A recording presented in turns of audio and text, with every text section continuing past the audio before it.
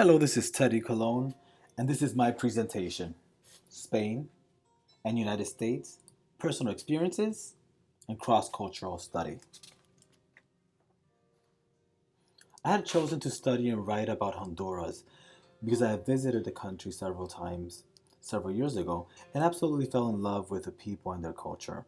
However, I believe that since Honduras did not have values for all of Hofstede's dimensions, I decided to go with Spain. I've never visited Spain. However, I have always wanted to visit, and I have actually started planning to visit after my graduation. I am also a little curious about my heritage, as I've been told that my great grandfather relocated from Spain directly to Puerto Rico. Also, Spanish being my first language, knowing that it came from Spain, um, made this interest a little bit more real for me.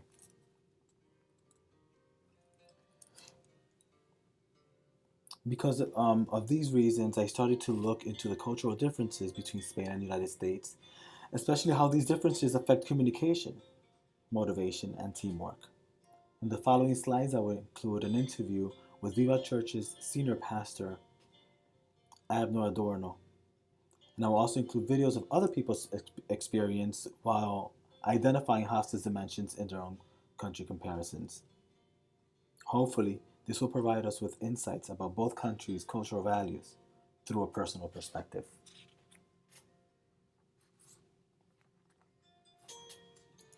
Spain is located in southwestern Europe, bordering the Mediterranean Sea, North Atlantic Ocean, Bay of Biscay, and Pyrenees Mountains, southwest of France. Also, the climate temperature is clear, hot summers in the interior, more moderate and cloudy along the coast. Cloudy, cold winters in the interior, partly cloudy and cool along the coast. Population pyramid. Ethnic groups is composite of Mediterranean and Nordic types. Religions Roman Catholic 67.8, atheist 9.1%, other 2.2, non-believer 18.4, and unspecified 2.5. Population information. The population is this is as of July 2017 is 48,958,159. The age structure is 0 to 14 years, 15.38%. 15 to 24-year-olds, 9.58%. 25 through 54 years, the bulk of the population is 44.91. 55 years of age until 64, 12.14%, and 65 years and older, 17.98. Population growth is at 0.78%. Next, we'll see the Hofstede 6 cultural dimensions country comparison between Spain and the United States. See power distance, individualism, masculinity, uncertainty avoidance, long-term orientation, and indulgence. Then power distance, Spain scores 57 while United States 40. For individualism, Spain scores 51, a little bit more collective society versus the more individualistic society of the United States at 91. Masculinity, Spain scores 42, a little bit more feminine than the United States at 62. Uncertainty avoidance, 86% for Spain and 46% for the United States. So they avoid the unknown more than the United States. Long-term orientation is 48 for Spain and 26 for the United States. And indulgence versus restraint, 44%. Spain is a little bit more restrained than the indulgent US at 68%. I interviewed Pastor Abner Adorno, and within his the interview, I just asked three simple questions, and he elaborated with different stories.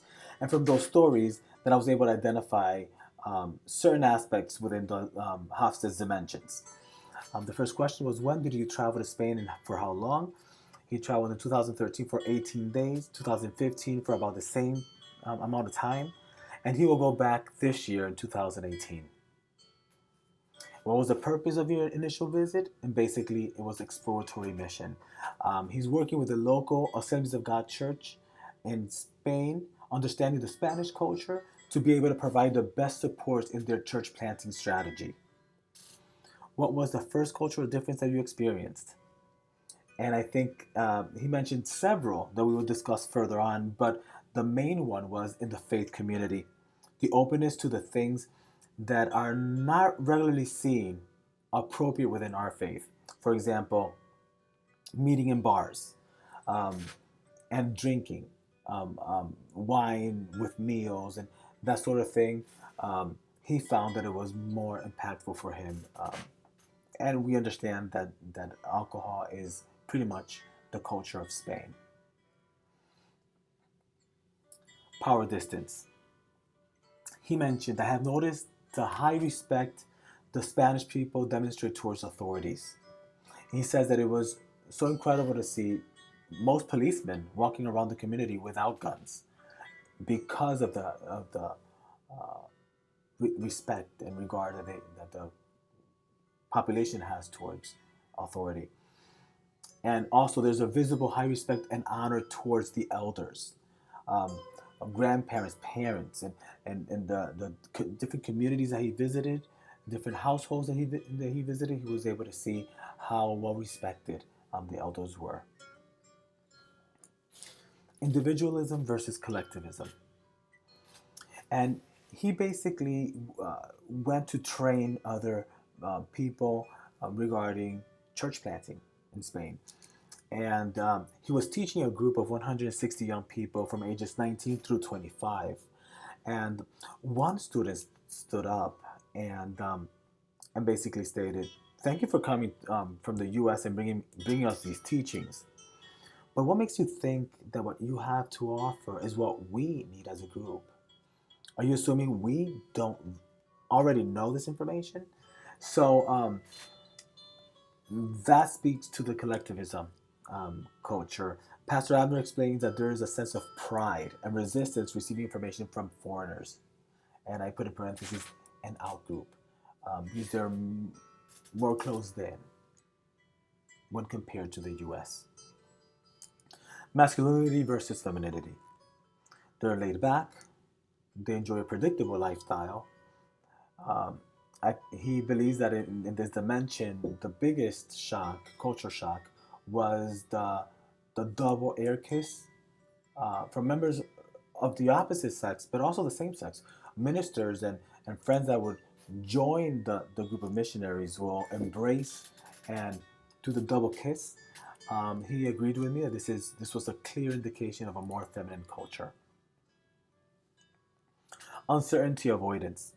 He finds the predictability in the way they live interesting. He explains that they seem to not like to experience changes in their daily routine. They, he explained, they they wake up, they walk to the market, they come back, they go to work, they take the siestas, they leave, they have dinner around 9 or 10, and it's just kind of like a daily routine that they don't like to disrupt. They don't want to change. They feel that there is that uncertainty about changing things that have worked for many years. The concepts of life and or corporate coaching and assistance, those concepts are new in many areas in Spain. They have tried to remain true to their traditions, so it's very difficult to incorporate new concepts like these because they're not favorably received. That speaks to the uncertainty avoidance. Long-term orientation. Every community is set up with plazas and parks where family and friends gather to relax, enjoy each other's company, and basically live in the moment. He explains how you can perceive the Spanish people enjoy living in the moment without really worrying or focusing on what lies ahead. That speaks to a shorter term orientation. Indulgence versus restraint. Pastor Abner did not observe anything noticeable regarding this dimension. However, he did notice less personal use of technology, especially email, where he knows that when he was in the States, he would receive when it was a matter of work and so on and so forth. But face to face, if you're there, they're going to prefer um, more face to face interactions. Hofstede states less use of email and internet for private contacts is one of the more restraint qualities. Now, taking everything that he was able to experience, and he kind of broke it down in terms of how this had how his interaction affected communication. Um, he found that he needed to adjust his communication approach. Instead of teaching and telling the group, he needed to ask questions and make them participants. How would you do it? Between these two options, which one do you think is more effective? That type of question was the type of communication that needed to happen. Um, they're not confrontational, though I found interesting that a young person in his class stood up and asked him this question because Spaniards are known to be non-confrontational. I guess the younger generation uh, may be starting to speak up. However, since the Spaniards are non-confrontational, any conflicts should be resolved by listening um, to the nonverbal communication and compromising to agree at certain points. Um, though the use of I should be avoided, communication should be directed, clear, and concise. In other words, they're much more about we as opposed to us. We speak in individualistic form. I do this and I like that and I will do that other thing.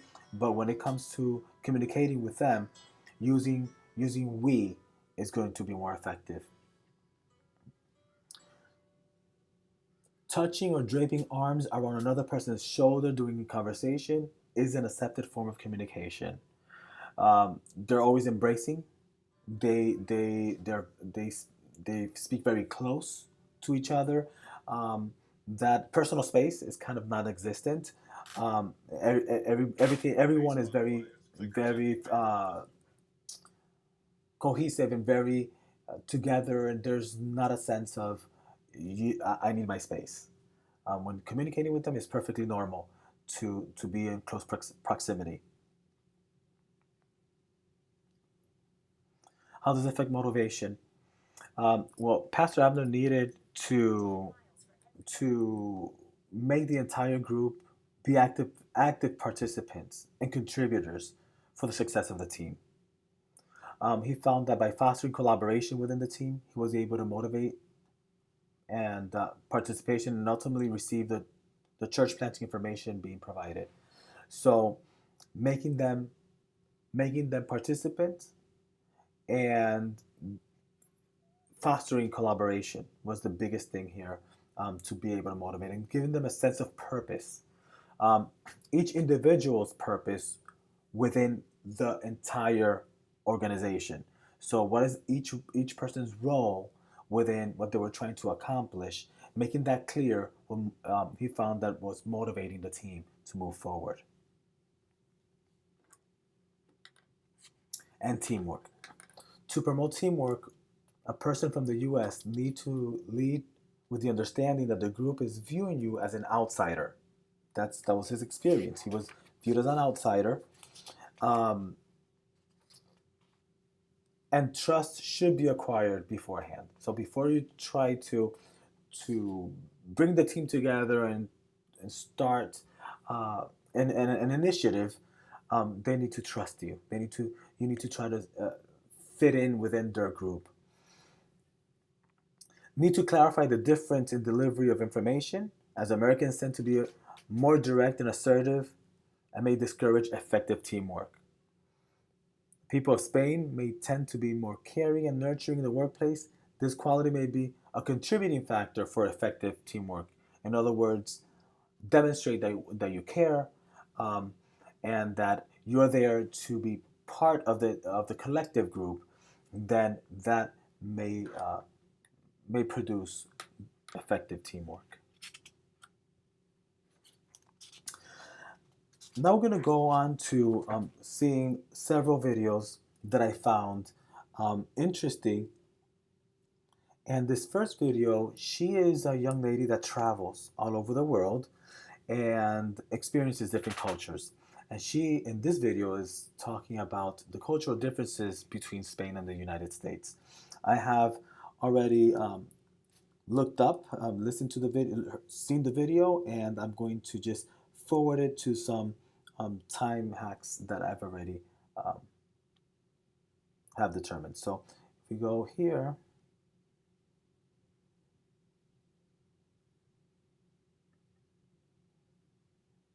at 5:24, here she goes.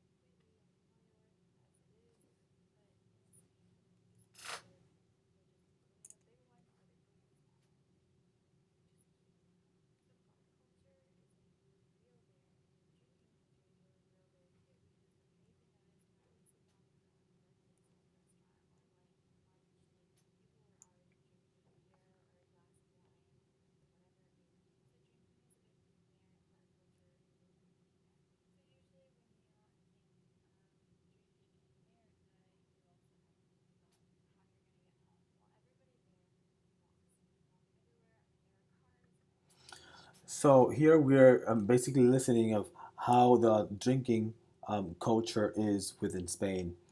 I'm gonna fast forward over to time 9 minutes 45 seconds,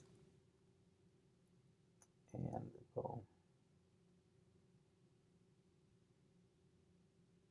right about here.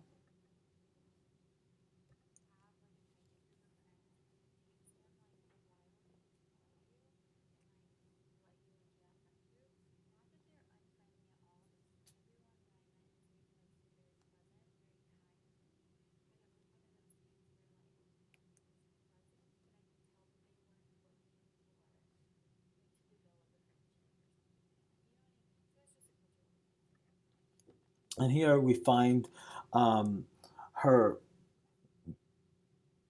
the difficulty she had in try to go into a group. According to Hofstede, um, value standards differ from in groups and out groups, and there is exclusionism. So basically, it is extremely hard in uh, collectivism society to enter a group, a people group. Now I'm going to fast forward to to 11 minutes 28 seconds. I may do a little bit before because apparently my times do 24.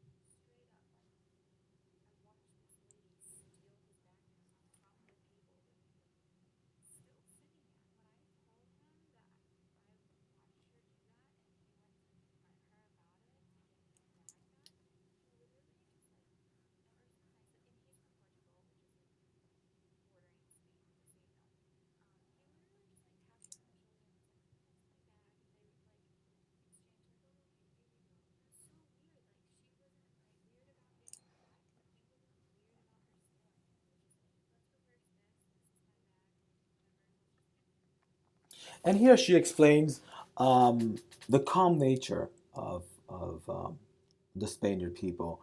Um, Harmony should always be maintained and direct confrontations avoided. And basically, resolution of conflicts by compromise and negotiations. And that speaks to the feminine culture of Spain. And another time, it's 1610. So let's just forward it a little bit more.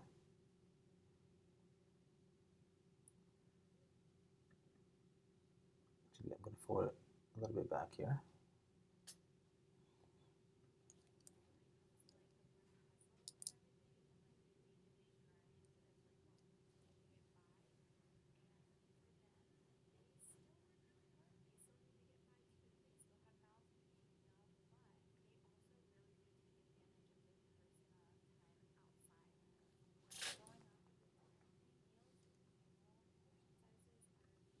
And here, it can be spoken about the feminine culture as well. More leisure time is preferred over more money, according to Hofstede.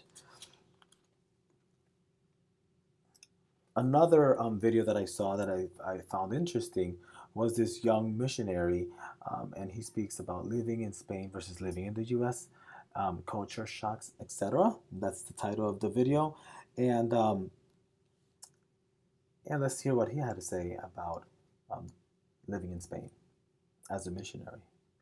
So I think one thing that shocked me when I first got to Spain is that the Spaniards have very little personal space. I remember you would go and talk to a stranger and they would grab you by the back of your neck and they would bring you in so that you're staring nose to nose. And that, for a while, as you would start to talk to someone, they would, creep closer and closer to you. And I remember like just slowly inching back and being really caught off guard from that personal space. But Spain is all only the wealthy people have homes that are separate. So everything in Spain is all apartments. It's all everything's built up, and so I think they're used to not having personal space, and so it's totally normal and totally natural for them to be right up in your face right there and talking to you.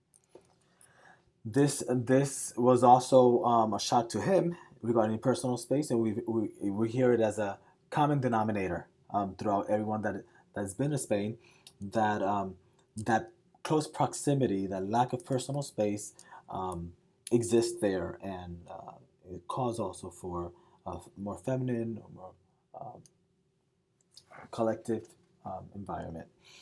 Um, let's fast forward a little bit for the number 3 minutes and 28 seconds, but I'll do it a little bit before.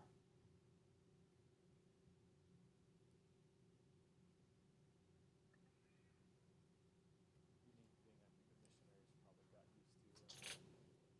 Spaniards, there's a couple things. They're very family centered. A lot of the times, as we would walk around, you see families everywhere. They're all walking, holding hands, and you would think, oh, they would make such great members of the church because they love their families, and families are so close there. Another thing that kind of took me off guard is that a lot of the times these families, to hang out, they would go to a bar. They would go to a bar and watch a soccer game, and mom and dad would get a drink, and they would order a little tortilla de patata, which is a Spanish meal. Um, and I remember walking down the street and seeing all these parents with their little kids in bars, and I thought, gosh, that seems a little strange, but it's just part of the culture. It's part of the Spanish culture, who they are. They walk around as families, and they go to their bar, and they'll watch the soccer game, or they'll get dinner there, and it's totally normal. So here we can see that he's speaking about family. They're very family centered, um, and basically it speaks to the larger power distance as well, because power is based on tradition or family, charisma, and the ability to use force. So basically, that may be a reason why. Also, short-term orientation culture. Tight-knit families hang out at the bar. They have family pride. Um, Spanish people like to live in the moment without great concern about the future. Basically, that is an assertment in the the country comparison from Hofstede, but all this speaks to the culture and how it can be identified within their scores. Okay, now let's go to the next one. Now, she is a young lady that travels to different areas, and she's been living in Spain, I want to say, for 3 years. And now she's dating a Spanish person, and she speaks about her own um, experiences and her own take on the Spanish culture. I'm going to start with 3 minutes 59 seconds. I'm actually going to do a little bit before that. 3 minutes. Let's do 50. Okay.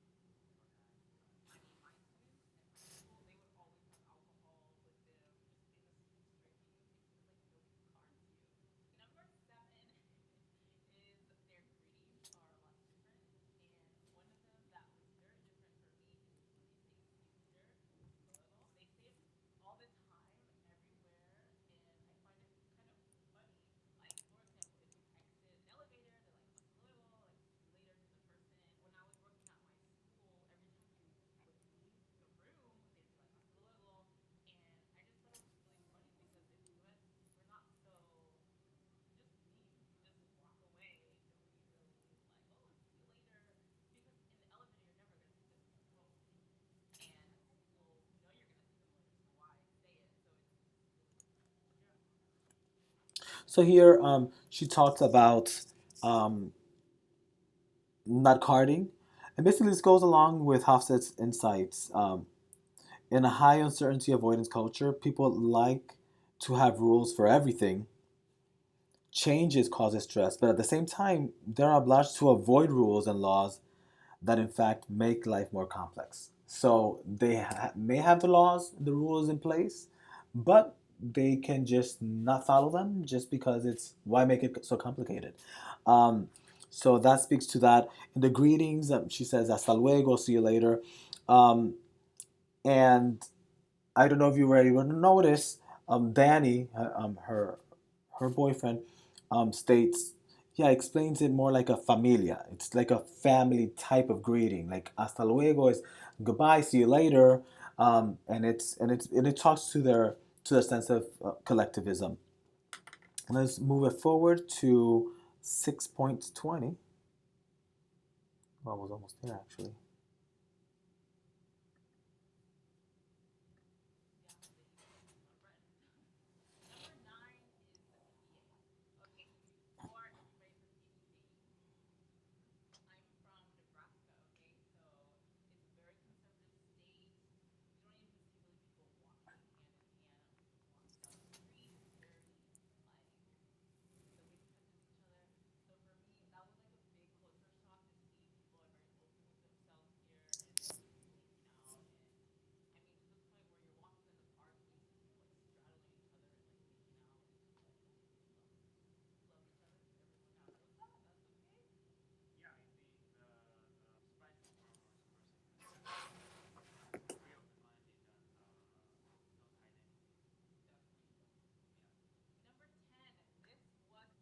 Okay, so here it speaks to the feminine culture. Both men and women can be tender and focused on relationships, according to Hofstede, and also explicit discussion of sex and less implicit symbolism. So they're out in the open. They're okay with demonstrating PDA.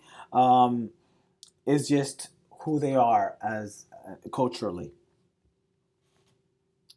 And the last, let's see, 713. Yeah, I think we're going into it now.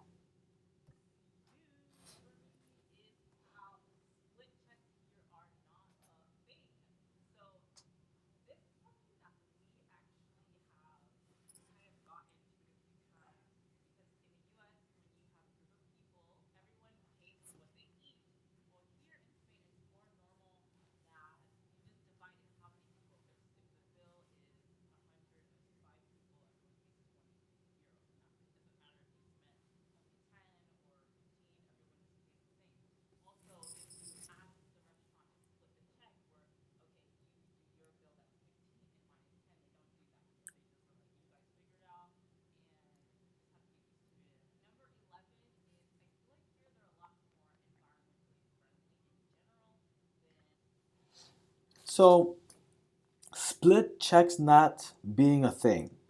When groups go out together, they divide it equally and everybody pays.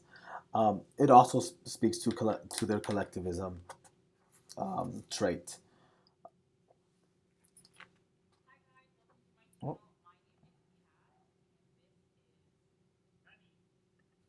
that is who they are. Now let's move forward.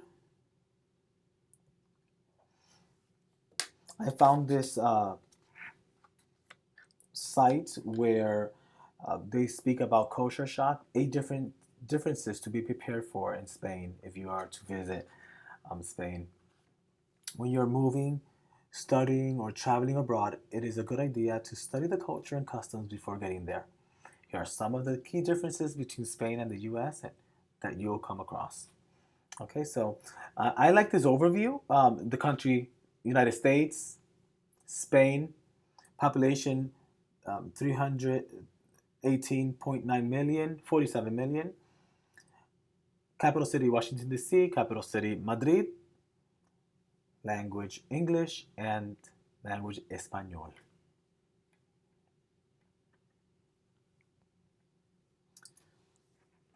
Introductions. We create a little bit more distance. When we say hi, we shake hands, and that's the contact as Americans will have. Versus Spain, which will give you the double air kiss, as I spoke about before.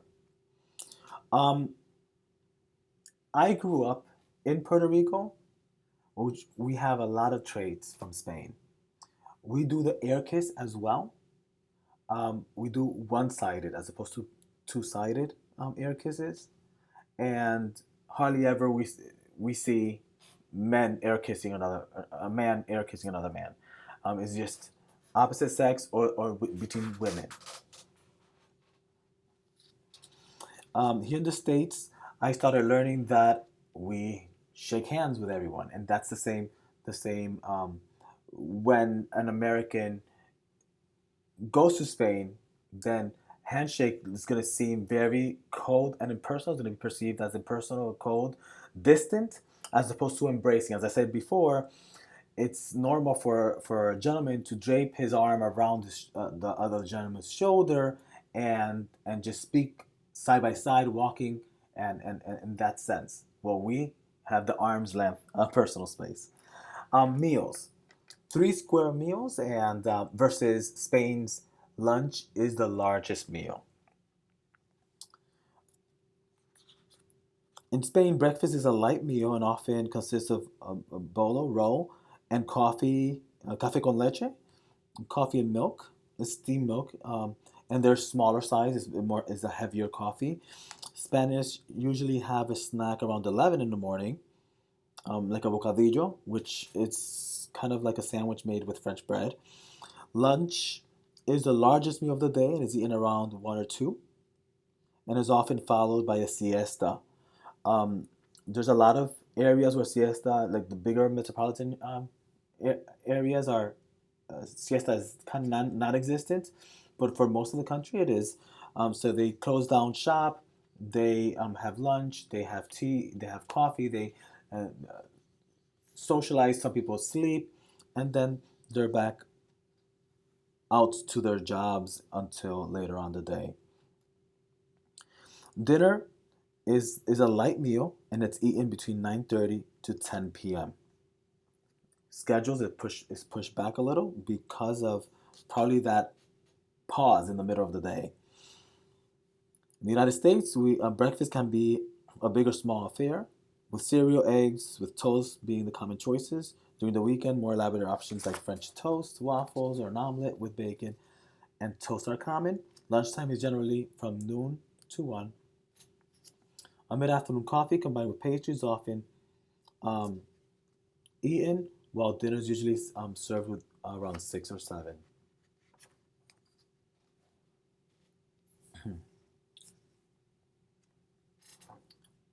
Drinking and nightlife.